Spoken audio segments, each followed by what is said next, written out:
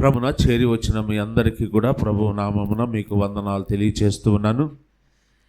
ನಮ್ಮ ಕಡೆ ಸಮಯ ಸ್ವಲ್ಪ ಅನಾನುಕೂಲತೆ ಇದೆ, ಆದ ಕಾರಣ ನಾವು ವೇಗವಾಗಿ ದೇವರ ವಾಕ್ಯವನ್ನು ಅಧ್ಯಯನ ಮಾಡಿಕೊಳ್ಳೋಣ.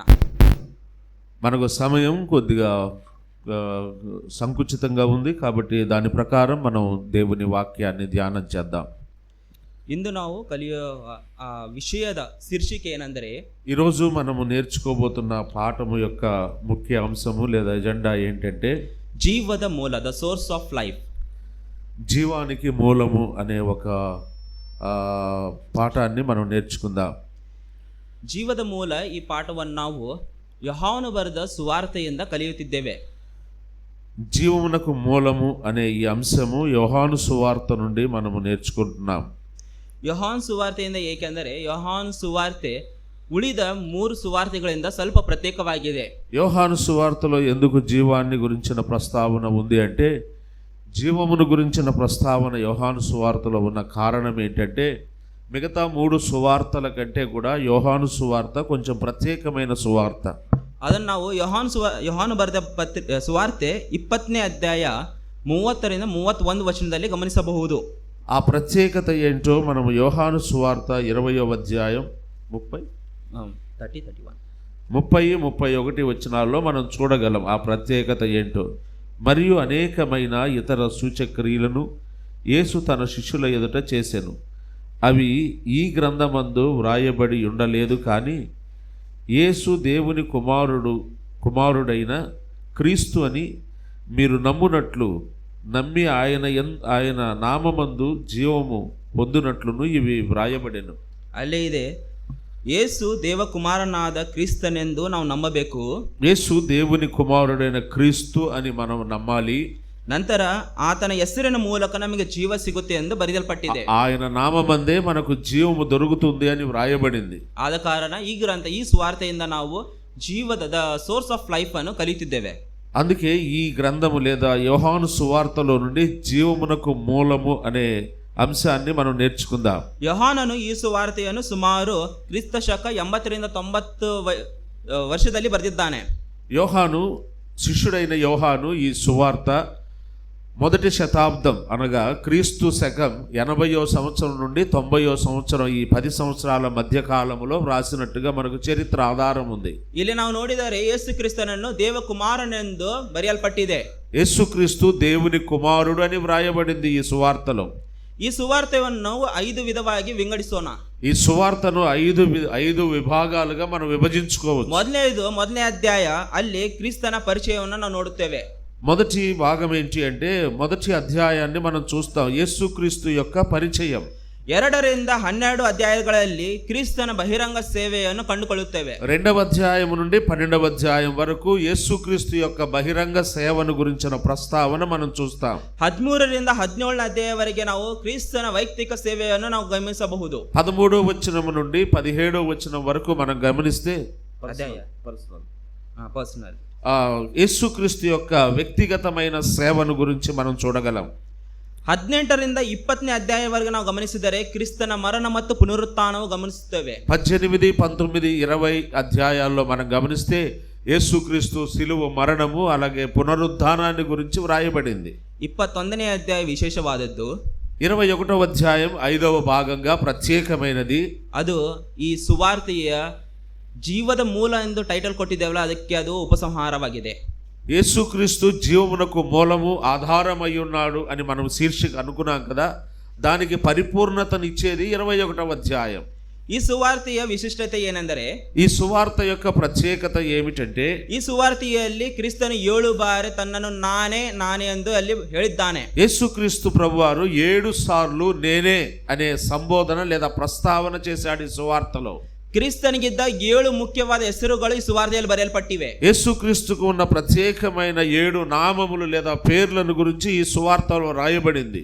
ಕ್ರಿಸ್ತನು ಮಾಡಿದ 7 క్రియలను, సూచక క్రియలను ఈ సువార్త యేసుక్రీస్తు చేసిన 7 అద్భుతమైన లేదా సూచక క్రియలు కూడా ప్రస్తావించబడ్డాయి. ಅಷ್ಟು ಮಾತ್ರವಲ್ಲದೆ, అంత మాత్రమే కాదు, ಕ್ರಿಸ್ತನ ಸೇವೆಯಲ್ಲಿ ಬಂದ ಸಂಘರ್ಷಗಳನ್ನು ಯಾವ ರೀತಿ ಎದುರಿಸಿದಾನೆ ಎಂಬುದು ಸಹ ಇದರಲ್ಲಿ ಬರೆಯಲ್ಪಟ್ಟಿದೆ. యేసుక్రీస్తు తన సేవా పరిచర్యలో వచ్చిన వ్యతిరేకతలను ఎలాగూ ఎదుర్కొన్నాడో ఈ సువార్తలో వ్రాయబడింది. ಇಂದು ನಾವು ಈ ದಿನಾನ మనం ಯೇಸು ಕ್ರಿಸ್ತನು ನಾನೇ ಎಂದು ಬರೆಯಲ್ಪಟ್ಟ ಸಂದರ್ಭಗಳನ್ನು ನಾವು ನೋಡೋಣ. ఈ దినాన మనము యేసుక్రీస్తు నేనే అని ప్రస్తావించిన సందర్భాలు చూద్దాం. ಇದರಲ್ಲಿ 7 ಸಂದರ್ಭಗಳಿವೆ. 7 సార్లు నేనే అని ప్రస్తావన చేశాడు. 3 సందర్భಗಳನ್ನು వివరವಾಗಿ ನೋಡೋಣ. 3 సందర్భాలు మాత్రమే వివరంగా చూద్దాం ఈ దినాన. సమయం ఉಳಿದಿದ್ದರೆ 4 సందర్భಗಳನ್ನು ఇంట్రడక్షన్ ಮಾಡೋಣ.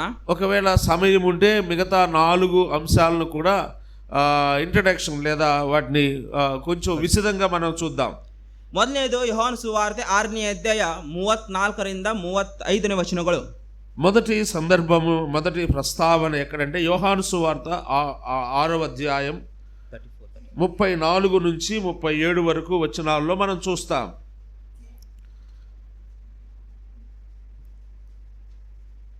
కావున వారు ప్రభువా ఈ ఆహారము ఎట్లుండును మాకు అనుగ్రహింపుమనిది.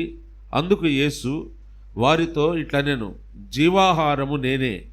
నా యొద్దకు వచ్చువాడు ఏమాత్రమును ఆకలి కొనడు, నా యందు విశ్వాసముంచువాడు ఎప్పుడునూ దప్పిక కొనడు.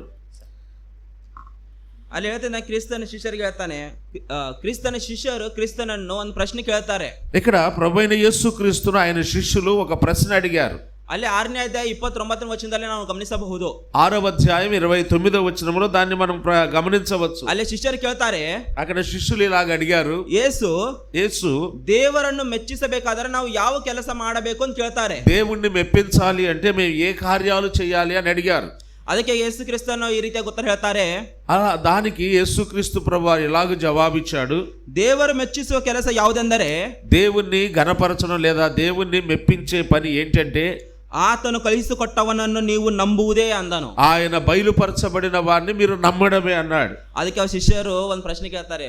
ఆ తర్వాత శిష్యులు మరలా ఆయన ఒక ప్రశ్న అడిగారు, ನಮ್ಮ ಹಿರಿಯರು మా పెద్దలు పూర్వీకులు ಮನ್ನಾನು ತಿಂದಿದ್ದಾರೆ, మా పితరులు మన్నాను భుజించారు అరణ్యములో, ಅದನ್ನು మోషే ಅವರಿಗೆ ಕೊಟ್ಟಿದ್ದಾನೆ. మోషే ద్వారా నీవు మన్నా ఇవ్వబడింది ఇశ్రాయేలు ప్రజలకు. ಅದಕ್ಕೆ ನಮ್ಮ ಹಿರಿಯರು ಮೋಶೆಯನ್ನು ನಂಬಿದ್ದರು ಆ ಸಮಯದಲ್ಲಿ. అందుకే మా పితరులు మోషేను నమ్మారు ఆ దినాల్లో.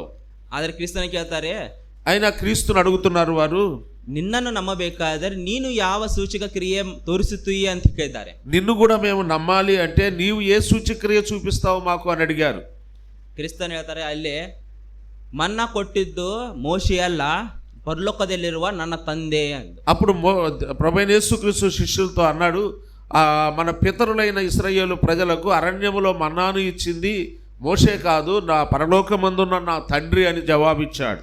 ಇಲ್ಲಿ ಶಿಷ್ಯರ ಪರಿವರ್ತನೆ ಯಾವ ರೀತಿಯಾಗಿದ್ದಾರೆಂದ್ರೆ, శిష్యుల యొక్క ప్రవర్తన లేదా పరిస్థితి సిచ్యుయేషన్ ఎలాగుంది అంటే, ಈ ಲೋಕದಲ್ಲಿ ನಾವು ಗಮನಿಸಬಹುದು, ఈ లోకములో మనం గమనించినట్లయితే ಅನ್ಯರಿದ್ದಾರೆ, ಅವರು ನಾವು ದೇವರ ಕಡೆ ಬರಬೇಕಾದರೆ ದೇವರು ನನಗೆ ಏನು ಮಾಡ್ತಾನೆ ಅನ್ನೋದೇ. అన్యజనులు అనేక మంది మేము దేవుని యొద్దకు రావాలి అంటే దేవుడు మాకు ఏం చేస్తాడు అని ఆశించేవారుగా ఉన్నారు. ಇಂಥ ಸ್ಥಿತಿಯಲ್ಲಿ ಕೆಲವು ಸಾರಿ ನಾವು ಸಹ ಇದ್ದೇವೆ. అన్యులు మాత్రమే కాదు, మనం కూడా అలాగే ఉన్నాం అనేక సార్లు. ಬಹಳ ಮಂದಿ ಯೇಸು ಕ್ರಿಸ್ತನ ನಂಬಿದ್ದೇನೆ, ಯೇಸು ಕ್ರಿಸ್ತನ ಹತ್ತಿರ ಬಂದಿದ್ದೇನೆ ಅಂದಿದ್ದಾರೆ. ಅದಕ್ಕೆ ಕಾರಣ ಏನೆಂದರೆ, యేసుక్రీస్తును నమ్మామంటున్నారు, యేసుక్రీస్తు దగ్గరకు వచ్చామని చెప్తున్నారు చాలా మంది. దానికి కారణం ఏంటి, ఏమై ఉంటుందంటే, ಏನೆಂದರೆ ನನಗೆ ಕೆಲವು ಅನಾನುಕೂಲತೆ ಸ್ಥಿತಿಗಳಿದ್ದವು, నాకు కొన్ని ఇబ్బందికరమైన పరిస్థితులు ఉన్నాయి, ನನಗೆ ಅನಾರೋಗ್ಯವಿತ್ತು, లేదా నాకు అనారోగ్యం ఉంది, ನಾನು ಜೀವದಲ್ಲಿ ಬಳ್ಳಾಡುತ್ತಿದ್ದೆ, నేను ಜೀವದಲ್ಲಿ ಬಳ್ಳಾಡುತ್ತಿದ್ದೆ, జీవంతో కొట్టుకుమాడుతున్నాను, ನನಗೆ ಆರ್ಥಿಕ ಸ್ಥಿತಿ ಸರಿಯಾಗಿರಲಿಲ್ಲ, నా ఆర్థిక పరిస్థితులు సరిలేవు, ನನ್ನ ಕುಟುಂಬದ ಸ್ಥಿತಿ నా ಸರಿಯಾಗಿರಲಿಲ್ಲ, కుటుంబం యొక్క పరిస్థితులు సరిలేవు. ಆಗ అప్పుడు ಒಬ್ಬ ವಿಶ್ವಾಸಿ, ఒక విశ్వాసి దేవుని నమ్మిన వ్యక్తి, ಆತನು ಪ್ರಾರ್ಥನೆ ಮಾಡು ನೀಗೆಲ್ಲ ಸರಿ ಹೋಗುತ್ತಂತ ಹೇಳಿದ್ದಾನೆ, నువ్వు ప్రార్థన చేసుకో అన్ని దేవుడు ఇస్తాడు అని చెప్పాడు. ಅದಕ್ಕೆ ಆತನು ಪ್ರಾರ್ಥನೆ ಮಾಡಿದನು, ದೇವರು ಆತನಿಗೆ ಇದ್ದ ಆ ಕಷ್ಟವನ್ನು ತೆಗೆದು ಹಾಕಿದ್ದಾನೆ. కాబట్టి అతడు నా కొరకు ప్రార్థన చేశాడు కాబట్టి నా కష్టాలన్నీ దేవుడు తీసేశాడు. ಅದಕ್ಕೆ ಆ ವ್ಯಕ್ತಿ ಏನಂತಾನೆ, ಈಗಿಂದ ನಾನು ದೇವರನ್ನು ನಂಬುತ್ತೇನೆ, కాబట్టి నేను ఇప్పటి నుండి దేవుని నమ్ముతాను అంటాడు ఆ వ్యక్తి. ಅಂದರೆ ಈ ಸ್ಥಿತಿಯಲ್ಲಿ ನಾವು ಸಹ ಕೆಮ್ಮಂದಿ ಬಂದಿರಬಹುದು. అనేక సార్లు మనం కూడా ఈ పరిస్థితికి వచ్చి ఉంటాం. అనేక సార్లు ರಕ್ಷಣೆ ಹೊಂದಿದ್ದೇವೆ ಎಂದು ಈ ಸ್ಥಿತಿಯಿಂದ ಬಂದಿರಬಹುದು. ఒకవేళ మనం రక్షించబడ్డామని ఈ విధానములో రక్షించబడ్డై ఉండవచ్చు. ಆದರೆ ದೇವರ ಸತ್ಯವೇದದಲ್ಲಿ ಅಂತಾನೆ, ರೋಮలకు ಬರೆದ ಪತ್ರಿಕೆ అయితే దైవ గ్రంథమైన బైబిల్లో రోమీలకు రాసిన పత్రికలో ఇలాగ 10ನೇ ಅಧ್ಯಾಯ రాస్తున్నాడు. 9ನೇ ವಚನದಲ್ಲಿ ಹೀಗಿದೆ, 10వ అధ్యాయం 9వ వచనం రోమీలకు రాసిన పత్రికలో ఇలాగన్నాడు, ಯೇಸು ಕ್ರಿಸ್ತನ ಪ್ರಭುವೆಂದು ನಾವು ಒಪ್ಪಿಕೊಳ್ಳಬೇಕು, ಸ್ವೀಕರಿಸಬೇಕು. యేసుక్రీస్తు ప్రభు అని మనం నమ్మాలి, స్వీకరించాలి అని చెప్పాడు. ತಂದೆಯಾದ ದೇವರು ಆತನನ್ನು ಸತ್ತವರಿಂದ ಎಬ್ಬಿಸಿದ್ದಾನೆ ಎಂದು ನಾವು ನಮ್ಮ ಹೃದಯದಲ್ಲಿ ವಿಶ್ವಾಸಿಸಿಕೊಳ್ಳಬೇಕು. తండ్రి అయిన దేవుడు ఆయన మృతులలో నుండి లేపాడని మన హృదయంలో విశ్వసించాలి అంటున్నాడు. ಆಗ ನಿಜವಾದ ರಕ್ಷಣೆ ನಮಗೆ ಸಿಗುತ್ತದೆ. అప్పుడే నిజమైన రక్షణ మనకు దొరుకుతుంది ಆಗ అంటాడు. ನಾವು ನಿಜವಾಗಿ ಕ್ರಿಸ್ತನ ಮಕ್ಕಳೆಂದು ಎನಿಸಲ್ಪಡುತ್ತೇವೆ. ఆ సమయంలోనే మనం నిజమైన క్రీస్తు పిల్లలంగా ఎంచబడతాం. ಈ ರೀತಿಯಾಗಿ ಒಂದು ಘಟನೆ ನನ್ನ ಜೀವನದಲ್ಲಿ ನಡೆದಿದ್ದೆ. ನನ್ನ ಒಂದು ಸ್ಥಿತಿ ಆಗ ಅನಾರೋಗ್ಯ ಸ್ಥಿತಿಯಲ್ಲಿದ್ದು ದೇವರು ನನ್ನ ರಕ್ಷಿಸಿದ್ದಾನೆ, ನಾನು ಈಗ ಬಂದಿದ್ದೇನೆ ಅಂತ ಹೇಳುವುದು ಅದು ರಕ್ಷಣೆ ಅಲ್ಲ. ఒకవేళ ఇలాగ మనము ఒక అనారోగ్య పరిస్థితుల్లో ఉన్నప్పుడు దేవుడు నన్ను స్వస్థపరిచాడు, అందుకే నేను దేవుని నమ్ముకున్నాను, దేవుని బిడ్డనయ్యాను అని చెబితే అది సరైన విధానం కాదు, సరైన రక్షణ కాదు. ಇನ್ನೊಂದು ನಾವು ಗಮನಿಸಬಹುದು, మరి ఒకటి మనం గమనించాల్సింది, ನಮ್ಮ ಒಬ್ಬ ಹಿರಿಯರಿದ್ದರು, ಸೇವಕರು. ಅವರು మా ప్రాంతంలో ఒక పెద్ద ఆయన ఉన్నాడు, సేవకుడు. ఆయన ಅವರ ಒಬ್ಬ ಲೀಡರ್ ಅಂದರೆ ಅವರು ಕೆಲಸ ಮಾಡೋ ಬಾಸ್. ఆయన ఒక యజమాని దగ్గర పనిచేస్తూ ఉన్నాడు. ಆ ಬಾಸ್ ಅವರ ತಂದೆಯವರಿಗೆ ಕೆಲವು ದಿನಗಳಿಂದ ಅನಾರೋಗ್ಯ ಸ್ಥಿತಿಯಲ್ಲಿ ಆಸ್ಪತ್ರೆಯಲ್ಲಿ ಬಳ್ಳಾಡುತ್ತಿದ್ದರು. ఆయన పనిచేస్తున్న యజమాని తండ్రి కొన్ని దినాల నుండి అనారోగ్యంతో ఉన్నాడు. ಅವರಿಗೆ ಗೊತ್ತಿತ್ತು ಈ ವ್ಯಕ್ತಿ ಸೇವಕರು, ಇವರು చర్చికి ಹೋಗ್ತಾರೆ, ప్రార్థన ఆ ಮಾಡ್ತಾರೆ. యజమానికి అర్థమైంది ఈ వ్యక్తి దేవుని సేవకుడు, ప్రార్థనకి వెళ్తాడు అని అర్థమైంది. ಆ ಯಜಮಾನನು ಎಲ್ಲವನ್ನು ಮುಗಿಸಿ ಬಂದಿದ್ದಾನೆ. ఆ యజమానుడు అన్ని ముగించుకొని ಎಲ್ಲ పనులు, ಪ್ರಯಾಸವು ಆತನು ಮುಗಿಯಿತು. అన్ని ప్రయత్నాలు ముగించబడ్డాయి. ಇನ್ನು ಸ್ವಲ್ಪ ದಿನಗಳಲ್ಲಿ ಸಾವು ಬದುಕು ಅನ್ನೋ ಸ್ಥಿತಿಯಲ್ಲಿ ಅವರ ఇంకో కొద్ది దినాల్లో చనిపోవడమో బ్రతకడమో అన్న సంగతి తేలిపోతుంది అన్నట్టుగా ఉంది ఆయన పరిస్థితి. ಈ ರೀತಿಯಾಗಿದ್ದ ಸಮಯದಲ್ಲಿ, ಕುಗ್ಗಿದ ಸಮಯದಲ್ಲಿ ಈ ಸೇವಕರು ಆತನೇನು ಭೇಟಿಯಾದರು. అలాంటి పరిస్థితుల్లో ఈ సేవకుడు ఆ కుటుంబాన్ని కలుసుకోవడం జరిగింది. ಸಾಮಾನ್ಯವಾಗಿ ಸಂದರ್ಭ ನಡೆಯುವಾಗ, ಮಾತುಕತೆ ನಡೆಯುವಾಗ, సహజంగా మనం మాట్లాడుకునేటప్పుడు, కలుసుకొని మాట్లాడుకునేటప్పుడు ಆ ಯಜಮಾನನ ಈ ಸ್ಥಿತಿಯ ಆತನು ತನ್ನ ಸೇವಕರಿಗೆ ಹೇಳಿದ್ದರು. ఆ యజమానుడు తన తండ్రి యొక్క స్థితిని ఆ సేవకునితో చెప్పాడు. ಅವ್ರು ಹೇಳಿದ್ದಾರೆ, ಚಿಂತೆ ಮಾಡಬೇಡಿ, ನಾವು ಪ್ರಾರ್ಥನೆ ಮಾಡಿದ ದೇವರು ಎಲ್ಲವನ್ನು ಸಫಲಗೊಳಿಸ್ತಾನಂತ ఆ ಹೇಳಿದ್ದಾರೆ. సేవకుడు చెప్పాడు, చింతపడొద్దు, అధైర్యపడొద్దండి, ప్రార్థన చేద్దాం, ప్రార్థన చేస్తే ప్రభు సహాయం చేస్తాడని చెప్పాడు. ಸುಮಾರು ಒಂದು 10 ದಿನಗಳ ನಂತರ, 10 దినాల తరువాత ಅವರ ಯಜಮಾನನ ತಂದೆಯವರು ಮನೆಗೆ ಸುರಕ್ಷಿತವಾಗಿ ಬಂದರು. తన యజమానుడి యొక్క తండ్రి క్షేమంగా ఆరోగ్యంగా ఇంటికి తిరిగి వచ్చాడు. ಈ ಸೇವಕರನ್ನು ಅವರು ಕರೆದು ಈ ರೀತಿ ಅಂದರು, ನೀವು ಪ್ರಾರ್ಥನೆ ಮಾಡಿದ ಕಾರಣ ನಿಮ್ಮ ದೇವರು ನನ್ನ ತಂದೆಯನ್ನು ಸ್ವಸ್ಥಪಡಿಸಿದ್ದಾನೆ ఆ ಅಂತ ಹೇಳಿದರು. సేవకుడిని ఇంటికి పిలిచి గౌరవంగా ఆ యజమాని అన్నాడు, అయ్యా నువ్వు ప్రార్థన చేసినందువల్లనే మా తండ్రి గారిని దేవుడు స్వస్థపరిచాడు అన్నాడు. ಆದರೆ ಆ ಯಜಮಾನನಿಗೆ ರಕ್ಷಣೆ ಆಗಲಿಲ್ಲ. కానీ అది ఆ యజమానునికి రక్షణ కలగలేదు. ಈ ರೀತಿಯಾಗಿ ಬಹಳ ಮಂದಿ ನಾವು ತಪ್ಪಾದ ಮಾರ್ಗದಿಂದ ರಕ್ಷಣೆಯ ಮಾರ್ಗಕ್ಕೆ ಬಂದಿದ್ದೇವೆ ಎಂದು ಎನ್ನುಕೊಳ್ಳುತ್ತೇವೆ. ఈ రకంగా అనేక సార్లు అనేక తప్పుడు విధానాల్లో మనం రక్షించబడిన వారి జాబితాలోకి వచ్చేసాం. ಅದಕ್ಕೆ ಹೇಳ್ತಾನೆ, ನೀವು ರಕ್ಷಿಸಬೇಕಾದರೆ ಕ್ರಿಸ್ತನನ್ನು ಮೊದಲು ದೇವರ ಎಂದು ಸ್ವೀಕರಿಸಬೇಕು. మనము రక్షించబడాలి అంటే ఏ విధానములు అంటే, మొట్టమొదట క్రీస్తును మనము దేవునిగా ప్రభువుగా అంగీకరించాలి. ಎರಡನೇದು, ಆತನು ಸತ್ತಿಲ್ಲ, ನಿಜವಾಗಿ ಆತನು ಜೀವಂತವಾಗಿದ್ದಾನೆ ಎಂದು ಅದನ್ನು ನಮ್ಮ ಮನಪೂರ್ವಕವಾಗಿ ವಿಶ್ವಸಿಸಿಕೊಳ್ಳಬೇಕು. ఆయన మరణించి లేడు, ఆయన సజీవుడుగా ఉన్నాడు అని మన హృదయంలో నిశ్చయత కలిగి ఉండాలి. ಅಲ್ಲಿ ಬರುತ್ತಾರೆ, ಸ್ವಾಮಿ ಆ ರೊಟ್ಟಿಯನ್ನು ನಮಗೆ ಯಾವಾಗಲೂ ಕೊಡಲು ಅನ್ನಲು ಯೇಸು ಅವರಿಗೆ ಜೀವ ಕೊಡುವ ರೊಟ್ಟಿ ನಾನೇ ಎಂದು ಹೇಳಿದ್ದಾನೆ. 6వ అధ్యాయం చూడండి, 6వ అధ్యాయం 34వ వచనం.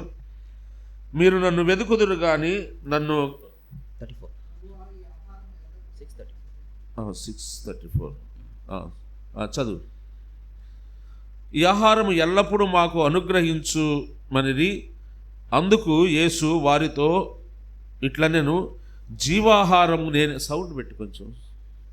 జీవాహారము నేనే, నా యొద్దకు వచ్చువాడు ఏమాత్రమును ఆకలిగొనడు, నా యందు విశ్వాసముంచువాడు ఎప్పుడును దప్పిగొనడు.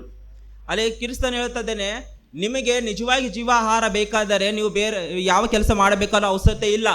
యేసుక్రీస్తు ప్రభు అంటున్నాడు, మీకు నిజముగా జీవాహారము కావాలి అంటే మీరు ఏ కార్యాలు చేయాల్సిన అవసరం లేదు. ದೇವರು ಕಲಿಸಿದ ಆತನನ್ನು ನಂಬುವುದೇ ಅದು ಜೀವಾಹಾರವನ್ನು ಪಡೆದ ರೀತಿಯಾಗಿದೆ. దేవుడు ఎవరినైతే పంపించాడో వారిని నమ్మడం మాత్రమే మీ పని, అదే జీవాహారం అన్నాడు. ದೇವರು ಕಳಿಸಿಕೊಟ್ಟ ಆತನು ಬೇರೆ ಅಲ್ಲ, ನಾನೇ ಎಂದು ಯೇಸು ಕ್ರಿಸ್ತನು ತನ್ನ ಸಾಕ್ಷಿಯನ್ನು ಹೇಳಿಕೊಟ್ಟಿದ್ದಾನೆ. దేవుడు పంపించిన వ్యక్తి మరెవరో కాదు, నేనే అని యేసుక్రీస్తు తను తాను సాక్ష్యం ఇచ్చాడు. ಯಾವಾಗ ನನ್ನನ್ನು ನೀನು ನಂಬಿ ಸ್ವೀಕರಿಸ್ತೀಯೋ ఎప్పుడైతే నీవు నన్ను నమ్మి స్వీకరిస్తావో ಆಗ ನಿನಗೆ ಜೀವ ರೊಟ್ಟಿಯು ಕೊಡಲ್ಪಡುವುದು. ఆ సమయంలో జీవాహారము నీకు ఇవ్వబడుతుంది అన్నాడు. ಆ ಜೀವ ರೊಟ್ಟಿಯಿಂದ ನೀನು ಎಂದೆಂದಿಗೂ ಹಸಿವೆ ಆಗುವುದಿಲ್ಲ, ನಿರಡಿಕೆ ಆಗುವುದಿಲ್ಲ. ఆ జీవాహారము నీవు పుచ్చుకున్న తర్వాత నీవు ఎప్పుడు ఆకలి కొనవు, దప్పిక కొనవు అన్నాడు. ಬಹಳ ಮಂದಿ ಏನ್ ವಿಚಾರ ಮಾಡ್ತಾರಂದ್ರೆ ನಾವು ಯೇಸು ಕ್ರಿಸ್ತನ ಈಗ ನಂಬಿದರೆ ಈಗಿಂದ ನಮಗೆ ಹಸಿವೆ ಇರುವುದಿಲ್ಲ, ನಿರಡಿಕೆ ಇರುವುದಿಲ್ಲ ಅಂತ.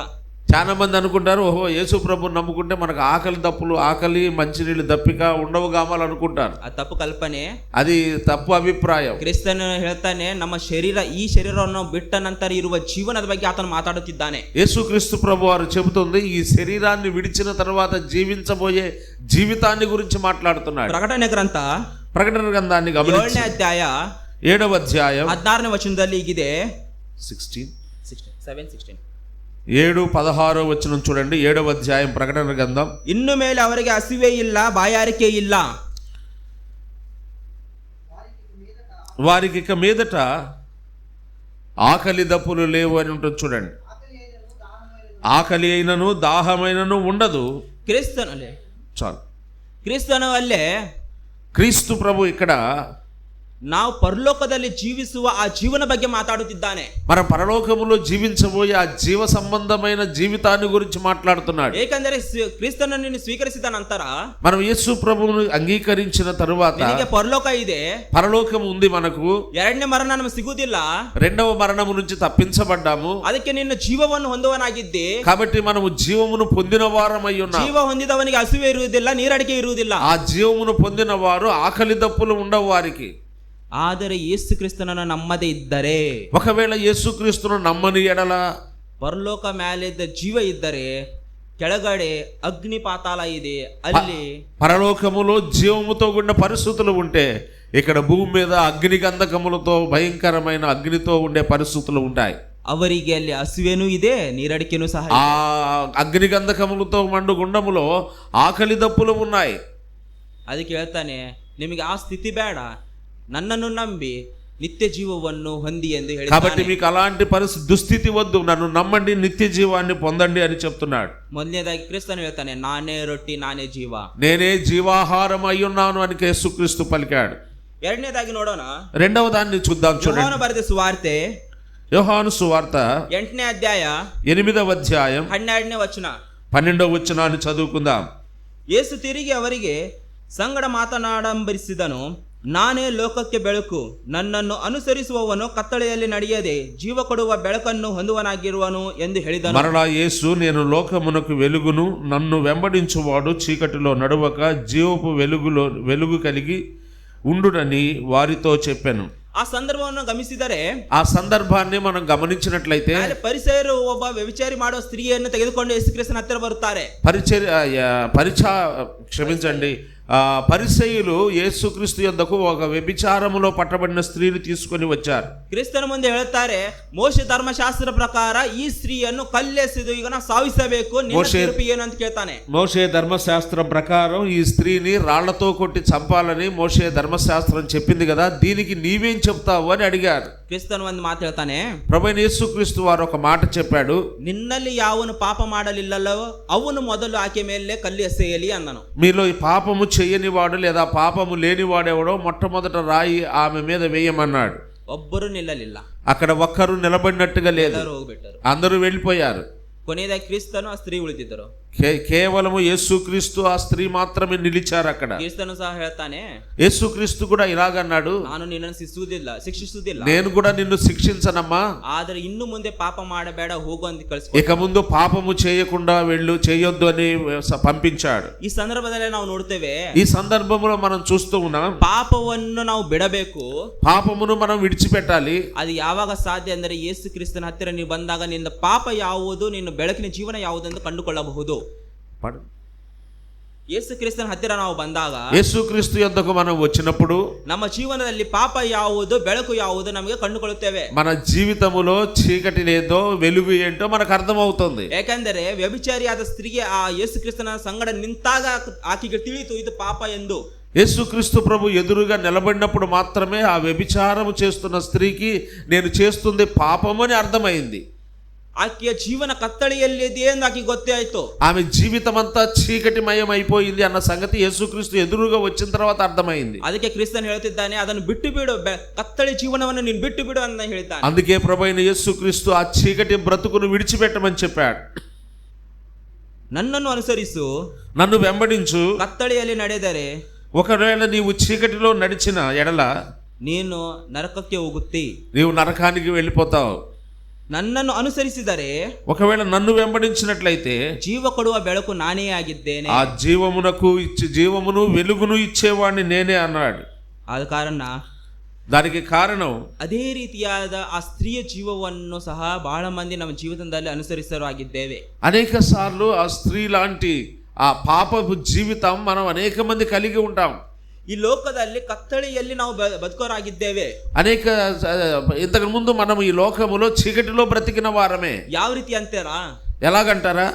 ನಾನು ಶ್ರೀಮಂತನಾಗಬೇಕು, నేను ఐశ్వర్యవంతుడిని అవ్వాలి, ನನಗೆ ಬಹಳ ಆಸ್ತಿ ಇರಬೇಕು, నాకు చాలా సంపద ఉండాలి, ನನಗೆ ಅತಿ ದೊಡ್ಡ ಸ್ಥಾನ ಬೇಕು, చాలా ఉన్నతమైన స్థితి కావాలి సమాజంలో, ಶಾಸಿಸಬೇಕು, నేను అనేకుల మీద అధికారాన్ని చలాయించాలి, ನನಗೆ ಉನ್ನತವಾದ ಹುದ್ದೆ ಬೇಕು, నాకు ఉన్నతమైన ఉద్యోగం కావాలి, ಈ ಲೋಕದಲ್ಲಿರುವ ಸುಖಭೋಗಗಳು ಎಲ್ಲ ನನಗೆ ಬೇಕು, ఈ లోకములో ఉన్న సర్వ సుఖాలు నాకు కావాలి. ఈ లోక ಅಂದರೇನೆ ಕತ್ತಳೆ ಎನ್ನ ఈ ವಿಷಯವನ್ನು లోకము అంటేనే చీకటి అన్న సంగతి మనం గ్రహించాలి. ಆದ ಕಾರಣ ಕ್ರಿಸ್ತನು ಹೇಳ್ತಾನೆ, ಈ ಲೋಕವನ್ನು, ಈ ಕತ್ತಳೆಯನ್ನು ನೀನು ಬಿಟ್ಟು ಬಿಡು.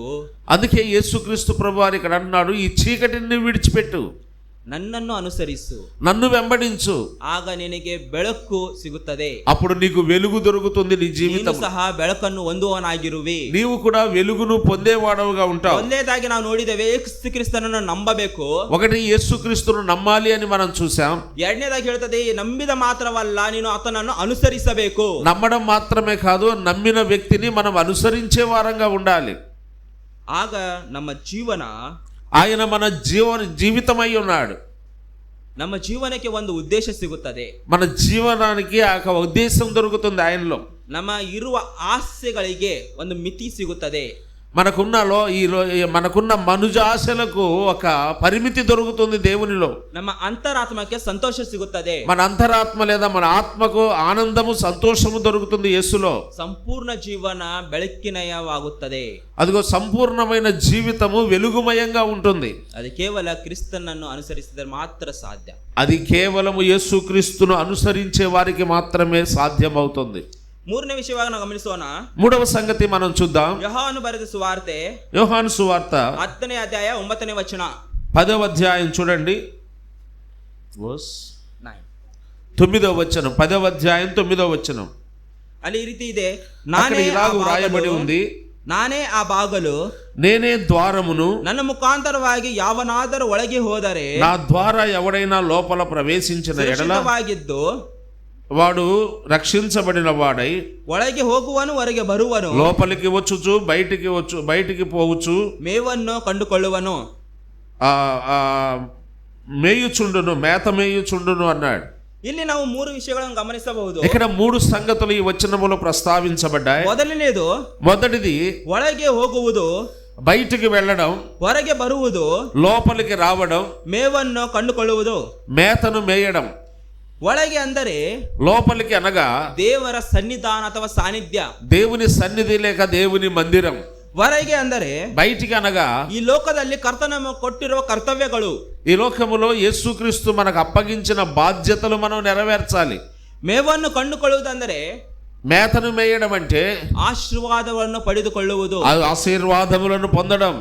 ನಾವು ಯಾವಾಗ ಯೇಸು ಕ್ರಿಸ್ತನ ಮೂಲಕವಾಗಿ, యేసుక్రీస్తు ద్వారా మనం ఎప్పుడైతే ನಾವು ಆತನ ಸನ್ನಿಧಿಯಲ್ಲಿ ಪ್ರವೇಶಿಸುತ್ತೇವೆ, యేసుక్రీస్తు ద్వారము, నేనే ద్వారం, ఆ ద్వారము ద్వారా ఎప్పుడైతే మనం ఆయన సన్నిధిలో ప్రవేశిస్తామో ನಮ್ಮ ಆತ್ಮಕ್ಕೆ ಶಾಂತಿ, ಸಮಾಧಾನ, ಸಂತೋಷ ಸಿಗುತ್ತದೆ. మన ఆత్మలకు శాంతి, సమాధానము, సంతోషము దొరుకుతుంది.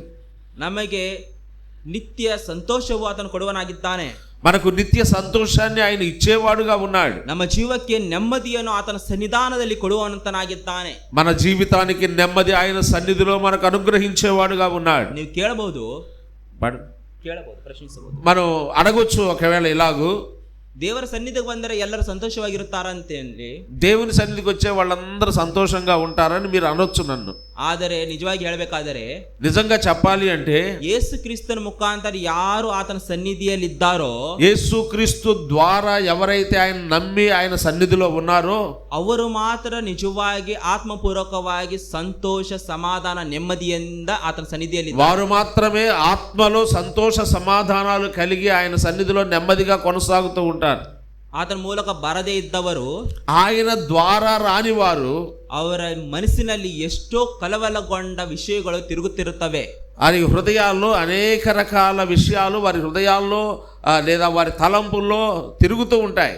ಅವರ ಮನಸ್ಸಿಗೆ ನೆಮ್ಮದಿ ಇರುವುದಿಲ್ಲ, వారి మనస్సులకు నెమ్మది ఉండదు, ಶಾಂತಿಯಾಗಿ ಅವರು ಕುಳಿತುಕೊಳ್ಳಲು ಸಾಧ್ಯ. సమాధానం ఎంత మాత్రం వారికి దొరకదు. ಅವರು ಇಲ್ಲಿ ಇರ್ತಾರೆ, ದೇವರ ಸನ್ನಿಧಿಯಲ್ಲಿ ಇರುತ್ತಾರೆ, వారు దేవుని సన్నిధిలో ఉన్నప్పటికీ కూడా ಆದರೆ ಅವರ ತಲೆಯಲ್ಲಿ ತಿರುಗುವ ಪ್ರತಿಯೊಂದು ವಿಷಯಗಳು ಹೊರಗಿನ ಲೋಕಕ್ಕೆ ಸಂಬಂಧಪಟ್ಟ వారి ఆలోచనలు అన్ని బయట లోక సంబంధమైన ఆలోచనలే కలిగి ఉంటారు. ಯಾವುದೇ ಒಂದು ಆರ್ಥಿಕ ಸ್ಥಿತಿಯಾಗಿರಲಿ, అది ఏదో ఒక ఆర్థిక పరిస్థితులు కావచ్చు, ಯಾವುದೇ ಒಂದು ಅನಾರೋಗ್ಯದ ಸ್ಥಿತಿ, లేదా అనారోగ్య సమస్య కావచ్చు, ಯಾವುದೇ ಒಂದು ಉದ್ಯೋಗ ಸಂಬಂಧಪಟ್ಟದ್ದು, ఉద్యోగ సమస్యలు కావచ్చు, ಯಾವುದೊಂದು ಕುಟುಂಬ ವಿಷಯಕ್ಕೆ ಸಂಬಂಧಪಟ್ಟದ್ದು, కుటుంబ సంబంధమైన సమస్యలు కావచ్చు. ಈ ರೀತಿಯಾಗಿ ವಿಚಾರ ಮಾಡಬಾರದ ವಿಷಯಗಳೆಲ್ಲವೂ ದೇವರ ಸನ್ನಿಧಾನದಲ್ಲಿ ಆತನ ಮನಸ್ಸಿಗೆ ಬರ್ತವೆ. ఇవన్నీ కూడా మనము దేవుని సన్నిధిలో ఆలోచించకూడని విషయాలన్నీ మనం ఇక్కడ కూర్చొని ఆలోచిస్తూ ఉంటాం. ಏಕೆಂದರೆ ಆತನು ಕ್ರಿಸ್ತನ ಮೂಲಕವಾಗಿ ಸನ್ನಿಧಿಯಲ್ಲಿ ఎందుకంటే యేసు క్రీస్తు ద్వారా రక్షించబడి ఆయన సన్నిధికి వచ్చిన వారు కాని వారు ఇలాగుంటారు. ಆದರೆ ಯಾರು ಕ್ರಿಸ್ತನ ಮೂಲಕವಾಗಿ ಸನ್నిಧಿಯಲ್ಲಿ ಬರ್ತಾರೋ, ఎవరైతే యేసుక్రీస్తు మూలముగా నేనే ద్వారం అన్నాడు, ఆ ద్వారము నుండి ఎవరైతే లోపలికి వస్తారో ఆయన బిడ్డలుగా ಆತನ ಜೀವಕ್ಕೆ ನೆಮ್ಮದಿ ಇದೆ, వారి జీవితాలకు నెమ్మది ఉంటుంది. ಎರಡನೇದು ನಾವಲ್ಲಿ ಗಮನಿಸುತ್ತೇವೆ, రెండవది మనం అక్కడ గమనిస్తూ ఉన్నాం, ಹೊರಗೆ ಬರುವುದು. బయటికి వెళ్ళడం. ಹೊರಗೆ ಹೋಗುವುದು ಅಂದರೆ ಲೋಕದಲ್ಲಿ ಕರ್ತನು ನಮ್ಮ ಕೊಟ್ಟ ಕರ್ತವ್ಯಗಳನ್ನು ನಾವು ನೆರವೇರಿಸುವುದು. బయటికి వెళ్ళడం అంటే యేసుక్రీస్తు ప్రభువారు మనకు అప్పగించిన బాధ్యతలు మనం నెరవేర్చే వారంగా ఉండాలి. ಅದು ತಂದೆ ತಾಯಿಗಳ ಕರ್ತವ್ಯವಾಗಿರಲಿ, అది తల్లిదండ్రుల యొక్క బాధ్యత అయి ఉండొచ్చు, ಮಗನ ಅಥವಾ ಮಗಳ ಕರ್ತವ್ಯವಾಗಿರಲಿ, ಮಗನ ಮಗಳ ఆ కుమార్తె కుమారుల యొక్క మన కుమారులు కుమార్తెల యొక్క బాధ్యతలు కావచ్చు, ಸಹೋದರ ಸಹೋದರಿಯರ ಕರ್ತವ್ಯವಾಗಿರಲಿ, సహోదరులు సహోదరులు వాళ్ళ బాధ్యతలు కావచ్చు, ಅಥವಾ ಒಂದು ಸ್ನೇಹಿತನ ಕರ್ತವ್ಯವಾಗಿರಲಿ, లేదా స్నేహితుల యొక్క పని కావచ్చు, ಉದ್ಯೋಗಸ್ಥನ ಕರ್ತವ್ಯವಾಗಿರಲಿ, ఉద్యోగ సంబంధమైన పనులు కావచ్చు, ಯಾವುದೇ ಇರಲಿ, అది ఏదైనా కానీ ಕ್ರಿಸ್ತನ ಮೂಲಕವಾಗಿ ನೀನು ಇಲ್ಲಿಂದ ಹೊರಗೆ ಹೋಗಿದ್ದರೆ, క్రీస్తును బట్టి క్రీస్తు ద్వారా నీవు బయటికి వెళ్ళగలిగితే ಕ್ರಿಸ್ತನು ಪ್ರತಿ ವಿಷಯದಲ್ಲಿ ಪ್ರತಿ ಸಮಯದಲ್ಲಿ ನಿನಗೆ ಸಹಾಯಕನಾಗಿರುವನು. యేసుక్రీస్తు ప్రభువారు ప్రతి విషయంలో మనం చెప్పుకున్న అన్ని విభాగాల్లో ఆయన మనకు సహాయకుడుగా ఉంటాడు. ಅಲ್ಲಿ ಯಾವ್ದಾದ್ರು ಒಂದು ಚಿಕ್ಕ ತೊಂದರೆ ಬಂದ್ರು ಸಹ, ఒకవేళ ఏదైనా చిన్న సమస్య వచ్చినప్పటికీ కూడా ಅದನ್ನು ನೆರವೇರಿಸಲು ಕ್ರಿಸ್ತ ನಮಗೆ ಜ್ಞಾನ ಕೊಡುವಂತನಾಗಿದ್ದಾನೆ. దాన్ని అధిగమించడానికి యేసుక్రీస్తు ప్రభువారు మనకు తోడుగా ఉండి జ్ఞానాన్ని ఇచ్చేవాడుగా ఉన్నాడు. ನಮ್ಮ ಶಕ್ತಿಗಿಂತ ಮೀರಿ ಯಾವ್ದಾದ್ರು ನಡೀತಿದ್ದರೆ, మన శక్తికి మించి ఏదైనా మనం ఎదుర్కొంటుంటే సమస్య, ಕ್ರಿಸ್ತನು ಅಲ್ಲಿ ನಿಂತು ತನ್ನ ಬಲದಿಂದ ಅದನ್ನು ನೆರವೇರಿಸುವಂತನಾಗಿದ್ದಾನೆ. యేసుక్రీస్తు మన మధ్యన నిలిచి ఆయన బలముతో ఆ సమస్యను పరిష్కరిస్తాడు. ಕ್ರಿಸ್ತನಿಂದ ನಾವು ಸುರಕ್ಷಿತವಾಗಿದ್ದೇವೆ. యేసుక్రీస్తును బట్టి మనం సురక్షితముగా ఉంటాం. ಆದ ಕಾರಣ ಕ್ರಿಸ್ತನಿಂದ ನೀನು ಒಳಗೆ ಬಂದರೆ ನಿನಗೆ ಆತ್ಮಕ್ಕೆ ನೆಮ್ಮದಿ ಇದೆ. క్రీస్తును బట్టి నీవు క్రీస్తు ద్వారా లోపలికి వస్తే నీ ఆత్మకు సంతోషం. ಕ್ರಿಸ್ತನ ಮುಖಾಂತರವಾಗಿ ನೀನು ಇಲ್ಲಿಂದ ಹೊರಗಡೆ ಹೋಗಿದ್ದರೆ ನಿನ್ನ ಜೀವಕ್ಕೆ ಸುಖವಿದೆ. క్రీస్తును ఆధారం చేసుకుని నీవు బయటికి వెళితే నీ జీవన సంబంధమైన జీవితములో నెమ్మది ఇచ్చేవాడుగా ఉన్నాడు. ಮೂರನೇದಾಗಿ ಮೇವನ್ನು ಕಂಡುಕೊಳ್ಳುವಿ. ಮೇವನ್ನು ಕಂಡುಕೊಳ್ಳುವಿ. 9. మూడవ మాట మేతను మేయడం అనే మాట మనం చూస్తాం. ఆఖరి మాట ఆశీర్వాదವನ್ನು ಹೊಂದುವಿ, అనగా ఆశీర్వాదములు పొందడం. ಅದು ಆತ್ಮಿಕ ಸಂದರ್ಭವಾಗಿರಲಿ, అది ఆత్మ సంబంధమైనది కావచ్చు, ఈ లోಕಕ್ಕೆ ಸಂಬಂಧವಾಗಿರಲಿ, భౌతిక సంబంధమైనది అయి ఉండొచ్చు, ವೈಯಕ್ತಿಕ ಸೇವೆ ಆಗಿರಲಿ, వ్యక్తిగతమైన సేవా జీవితం అయి ఉండొచ్చు, ಬಹಿರಂಗ ಸೇವೆ ಆಗಿರಲಿ, నీ బహిరంగమైన సేవా జీవితం అయి ఉండొచ్చు, ಕೊಟ್ಟ ಕುಟುಂಬದ ಕರ್ತವ್ಯಗಳಾಗಿರಲಿ, దేవుడు నీకు ఇచ్చిన కుటుంబం యొక్క బాధ్యతలు కావచ్చు, ಯಾವುದೇ ಸಂದರ್ಭದಲ್ಲಾಗಿರಲಿ, అది ఏ సందర్భమైనప్పటికీ కూడా ಕ್ರಿಸ್ತನ ಮೂಲಕವಾಗಿ ನೀನು ಇದ್ದರೆ, క్రీస్తు ద్వారా లేదా క్రీస్తు మూలముగా నీవు ఉన్నట్లయితే, ಆತನು ಪ್ರತಿ ವಿಷಯದಲ್ಲಿ ನಿನ್ನನ್ನು ಆಶೀರ್ವದಿಸುವಂತನಾಗಿದ್ದಾನೆ. ప్రతి విషయములో ఆయన మిమ్ములను ఆశీర్వదించే దేవుడుగా ఉన్నాడు. ಮೊದಲನೇದಾಗಿ ನಾವು ನೋಡಿದ್ದೇವೆ, మొదటిదిగా మనం చూసాం, ಯೇಸು ಕ್ರಿಸ್ತನನ್ನು ನಾವು ನಂಬಬೇಕು. మొదటిది యేసుక్రీస్తును మనం నమ్మాలి. ಆಗ ಮಾತ್ರ ನಿಮಗೆ ನಿಜವಾಗಿ ನಿತ್ಯ ಜೀವ ಸಿಗುತ್ತದೆ. ఆయన ద్వారానే తప్ప మనకి ఆయన ద్వారానే నిత్య జీవం దొరుకుతుంది మనకు. ಎರಡನೇದು ನಾವು ಗಮನಿಸಿದರೆ, రెండవది మనం గమనించినట్లయితే ಕ್ರಿಸ್ತನನ್ನು ನಾವು ಅನುಸರಿಸಬೇಕು. యేసుక్రీస్తును మనం వెంబడించే వారంగా ఉండాలి. ಆಗ ಈ ಲೋಕದಲ್ಲಿರುವ ಕತ್ತಲೆಯಿಂದ ನಾವು ಬೆಳಕನ್ನು ಹೊಂದವರಾಗಿದ್ದೇವೆ. అప్పుడు యేసుక్రీస్తును వెంబడించినప్పుడు ఈ లోకములో ఉండే చీకటిలో నుండి మనం వెలుగులోనికి వస్తాం.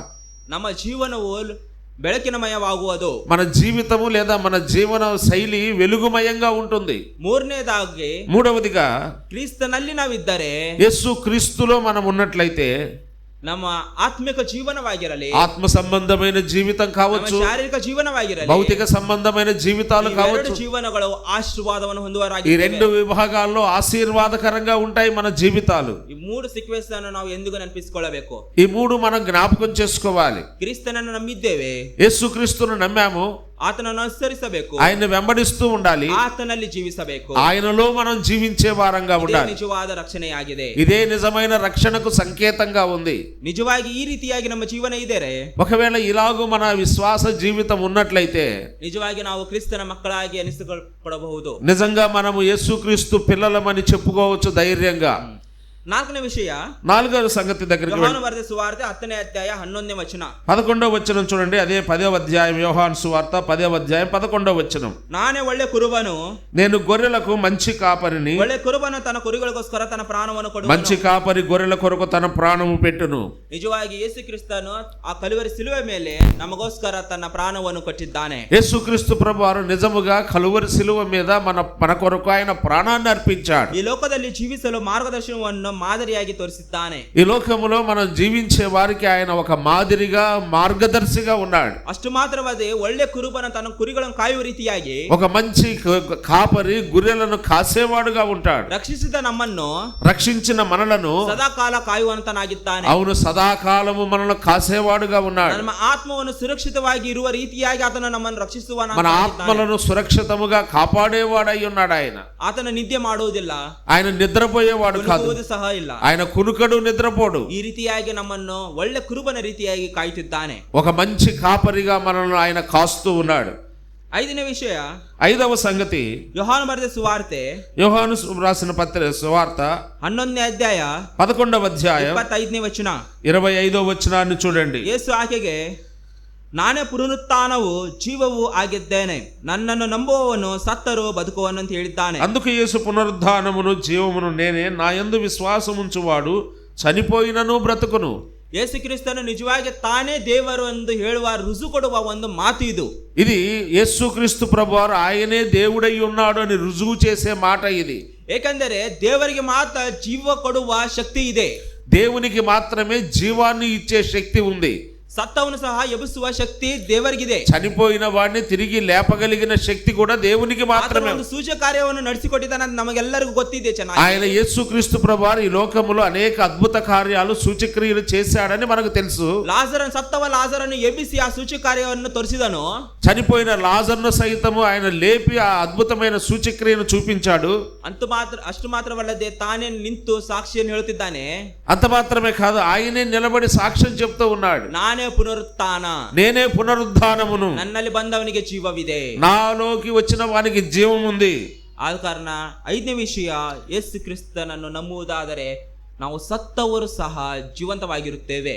యేసుక్రీస్తును నమ్మే విషయంలో 5వ సంగతి, ఒకవేళ మనం చనిపోయినా కూడా మనము జీవించబోతున్నాము, జీవము కలిగి జీవించబోతున్నామని. ಮತ್ತೆ ಈ ರೀತಿಯಾಗಿ ಹೇಳಬೇಡಿ, మరలా ఇలా చెప్పొద్దండి, ಸತ್ತವನ ಮನೆಗೆ ಕರ್ಕೊಂಡು ಹೋಗಿ ಬ್ರದರ್ ಸತ್ತಿದ್ದಾನೆ ಯೇಸು ಕ್ರಿಸ್ತನ ಎಬಸ್ ಅಂತ ಹೇಳಬೇಡಿ. మరలా బ్రదర్ ఇది చనిపోయాడని చనిపోయిన వాళ్ళు ఇంటికి తీసుకెళ్ళి మీరు లేపండి అని అనబాకండి.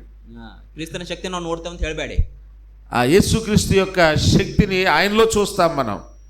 ಯೇಸು ಕ್ರಿಸ್ತನು ಎದ್ರ ಬಗ್ಗೆ ಮಾತಾಡಿದಾನೆ ಅಂದ್ರೆ ನಮ್ಮ ಆತ್ಮಕ್ಕೆ ಇರುವ ಪುನರುತ್ಥಾನದ ಬಗ್ಗೆ ಆತನು ಮಾತಾಡಿದ್ದಾನೆ. యేసుక్రీస్తు ప్రభువారు చెప్పింది ఆత్మ సంబంధమైన పునరుద్ధానం, మన ఆత్మ యొక్క పునరుద్ధానం. ಕ್ಷೀಣಿಸಿ ಓಡುವ ಈ ದೇಹದ ಬಗ್ಗೆ ಅಲ್ಲ.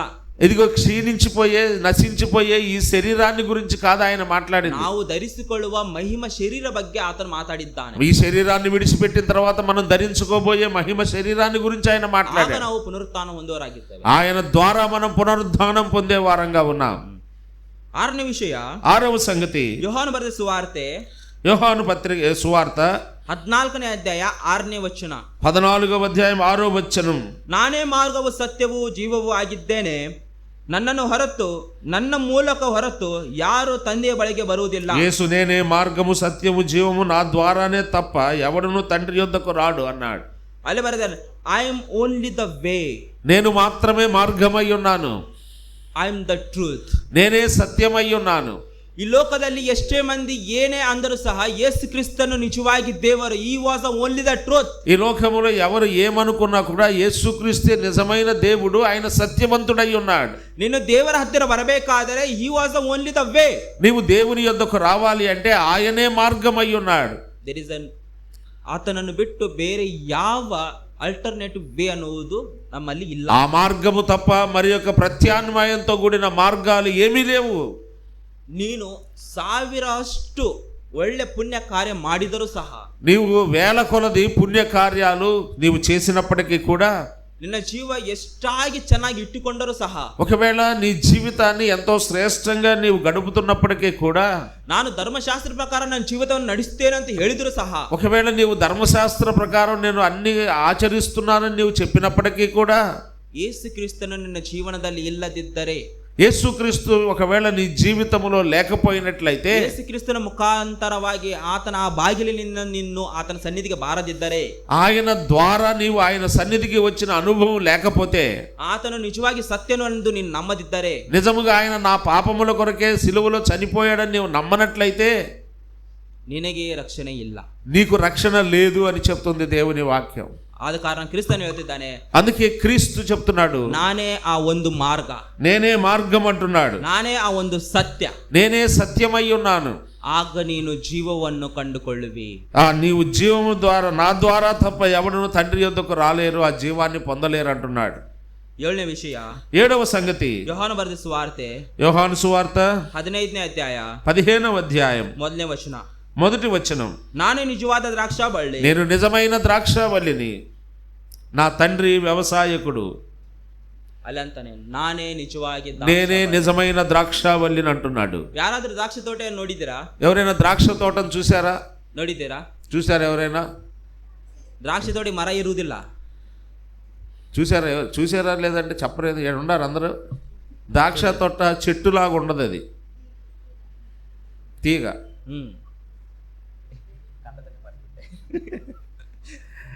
ಬಳ್ಳಿಗಳಾಗಿರ್ತವೆ, తీగలాగుంటుంది అది. ಹೌದಾ?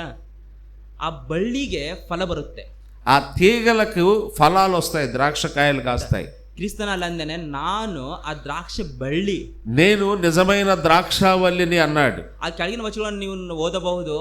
ನನ್ನನ್ನು ಬಿಟ್ಟರೆ ಅಂದ್ರೆ ನೀವು ಬಳ್ಳಿಯಿಂದ ಬೇರೆ ಆದರೆ ಜೀವಂತವಾಗಿರೋ ಸಾಧ್ಯವಿಲ್ಲ. నాకు వేరుగా ఉండి మీరు ఏమీ చేయలేరు అంటే కింద వచ్చిన వాళ్ళు అంటారు. దాని అర్థం ఏంటంటే ఆ తీగ నుండి నీవు వేరయ్యి ఏమీ చేయలేవని.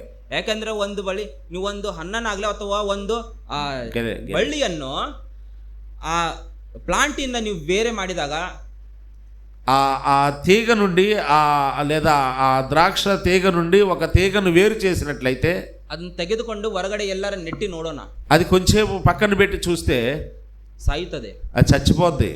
ಹೌದಲ್ಲ? ಅದೇ ರೀತಿಯಾಗಿ ಕ್ರಿಸ್ತನು ಹೇಳಿದ್ದಾನೆ, అదే క్రీస్తు చెప్తున్నాడు ఇక్కడ, ನೀನು ನನ್ನಿಂದ ಹೊರತು ಬೇರೆ ಯಾವ ಕೆಲಸವನ್ನು ಮಾಡಲು ಸಾಧ್ಯವಿಲ್ಲ. నన్ను విడిచి నీవు ఏం చేసినా కూడా అది చనిపోవడమే, నశించడమే అన్నాడు. ಯಾವ ರೀತಿಯಾಗಿ ಅದು ಸೆಪರೇಟ್ ಆದ ಬಳ್ಳಿ ಸತ್ತಿದೆ, ఆ తీగ వేరు చేయబడినప్పుడు ఎలాగైతే చనిపోతుందో, ಅದೇ ರೀತಿಯಾಗಿ ನಾವು ಸಹ ಕ್ರಿಸ್ತನಿಂದ ಬೇರೆ ಆಗಿದ್ದರೆ ಸಾಯುವ ಸ್ಥಿತಿಯಲ್ಲಿದ್ದೇವೆ. మనము కూడా క్రీస్తుకు దూరంగా లేదా క్రీస్తును ఎడబాసిన వారంగా ఉంటే అట్టి మరణ స్థితిలోనే ఉన్నాం, మనం నశించే స్థితిలో ఉన్నాం.